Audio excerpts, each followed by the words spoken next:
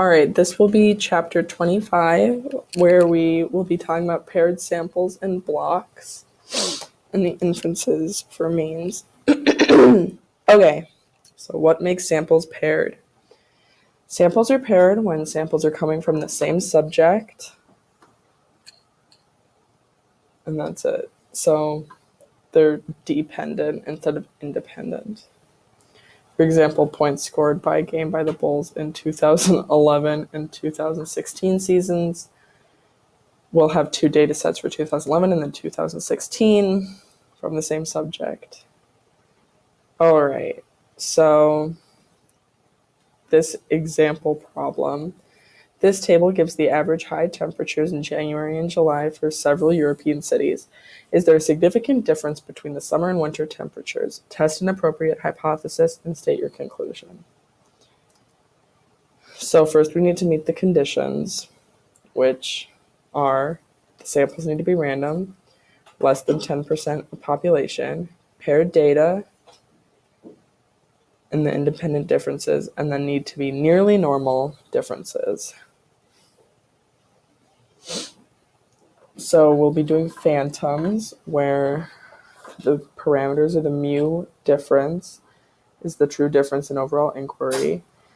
And then we have H naught, which is the mu difference is 0, and our alternative hypothesis would be the mu difference is greater than 0, less than 0, or not equal to 0.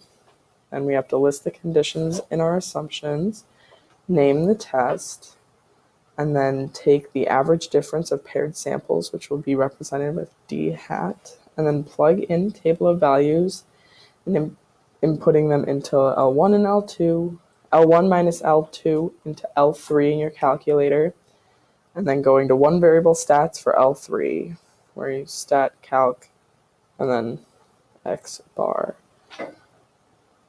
For our O, it'll be mu of the difference equals 0, and then we will plug everything into those two formulas there to get our p-value out of our TCDF, and we'll have to double the p-value for the answer since it's a paired test. And then we'll have our conclusion, where we will reject or fail to reject the null hypothesis, and then we'll make our statement. All right, so there's our table again. Our P is the true difference in overall temperatures. Our hypothesis, our null hypothesis, is mu of the difference equals 0, and our alternative hypothesis of mu difference is not equal to 0. Our population size is 12.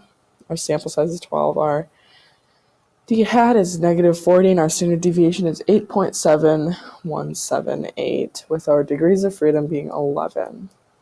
Our conditions, they may not be randomly sampled, but they're representative of all the cities. 12 cities is less than 10%. On your calculator, the probability plot of d hat is relatively straight, so it is nearly normal.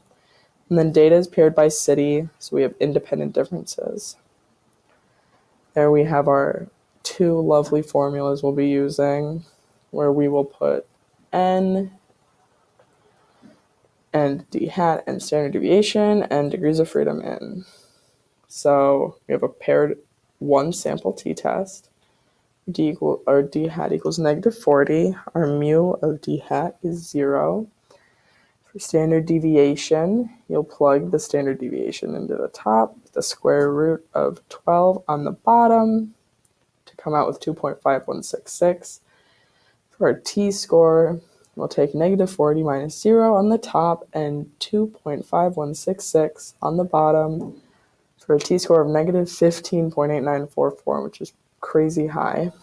And then we'll plug all that into our TCDF to eventually find our p-value, which we will then multiply by 2 since it's two-tailed, and we will get 6.1854 times 10 to the -9th, which is a super, super low p-value, meaning that we're going to reject our null hypothesis with the statement being there's strong evidence to believe that there is a significant difference between the winter and summer temperatures. Now, if we took all of that and we wrote a 95% confidence interval, we would use that formula. And we're using all of our same information, and so we know the conditions are taken care of. So then we would take inverse t to find negative 2.2010, and then there's our confidence interval with everything plugged in, negative 40 plus or minus 2.2010 times 8.7178 over 2.5166 to be 32.3755 in the lower, and then 47.6245 in the higher. And then we would put our numbers and our information into our trusty little sentence, our little conclusion, where it would end up being, I'm 95% confident that the true average in temperatures in January is between 32.3755 degrees Fahrenheit and 47.6245 degrees Fahrenheit higher than in July. So what else should you know? Proportions, they give you a percent or fraction, and means give you the averages or the means. So for proportions, it would be 56 out of 300 students, or a percentage of an amount, and then means will say, here's the mean, here's the standard deviation, or it'll say on average. One sample is one set of data, two sample is two sets of data. Crazy. And they're usually comparing both groups. And that is all we've got for chapter 24. Chapter 25